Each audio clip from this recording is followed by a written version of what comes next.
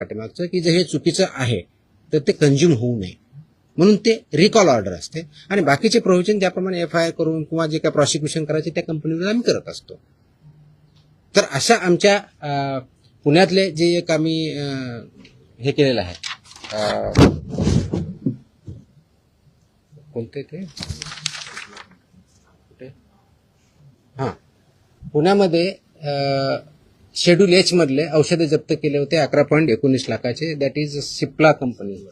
तर त्याची आमची तिथल्या लोकलनी केली पण इथून आमची ऑर्डर आज 1-2 दिवसामध्ये रिकॉलची जाईल. त्याच्यामुळे ते प्रॉडक्ट जे असतील ते पूर्ण मार्केट म्हणून पूर्ण अक्रॉस कुठे असू द्या इंडियामधले कुठे असू द्या ते रिकॉल होतील.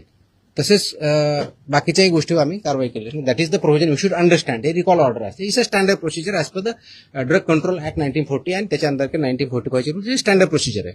We are following it now. कदाचित अगोदर होत नव्हती नाही माहित मला माहित नाही but will follow it so that public हेल्थला त्याच्यातून डेंजर राहणार नाही. आणि ऑफकोर्स ज्यांनी प्रोड्यूस केलेलं आहे जे सेल करतात त्यांच्यावरती नियमानुसार आपले कारवाई. ओके बिफोर यू फॉरगेट एक लास्ट अजून एक आदेश मी आज पारित केलेला आहे. हा आदेश आहे ड्रग्स म्हणजे माझ्याकडे 2 सेक्शन एक फूड आहे आणि एक ड्रग आहे. हा आदेश आहे की बऱ्याच ठिकाणी आमच्याकडे कंप्लेन येतात माहिती भेटते की हॉस्पिटलमध्ये कुणी पेशंट ॲडमिट जर असेल आणि त्याला जे काही औषधी लागत असतील तर ते त्यांच्याच फार्मसीमधून घ्यायचे अशा काही कंप्लेन असतात आमच्याकडे. By law they cannot force any hospital तिथूनच घ्यायचं मॅन्डेट नाही आहे. त्याचे आदेश आम्ही जारी केलेले आहेत. आदेश त्याची पाहिजे तो कॉपी आम्ही प्रेस कदाचित उद्या दिली का त्या पण माहितीसाठी म्हणून देतोय की ऑलरेडी केले की असं त्यांना करता येत नाही. कोणत्याही पेशंटला जर बाहेरून आणायचं हा त्यांचा चॉईस आहे. यू कॅनॉट फोर्स एनीबडी की तुमच्याच फार्मसीमधून किंवा ह्याच फार्मसीमधून किंवा त्याच फार्मसीमधून घ्या हे तुम्ही पेशंटला फोर्स करू शकत नाही.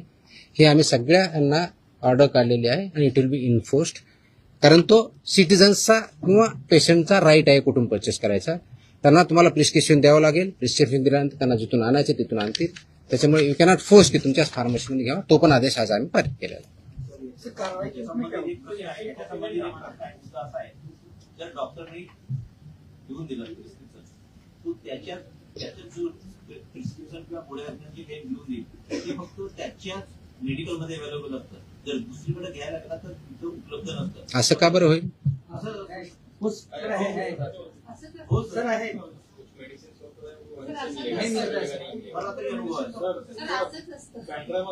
म्हणजे मेडिसिन फक्त त्याच्या हॉस्पिटलसाठी. होल्ड ऑन ऐकून घ्या. ते मेडिसिन फक्त त्याच्या हॉस्पिटलसाठी बनवलंय का?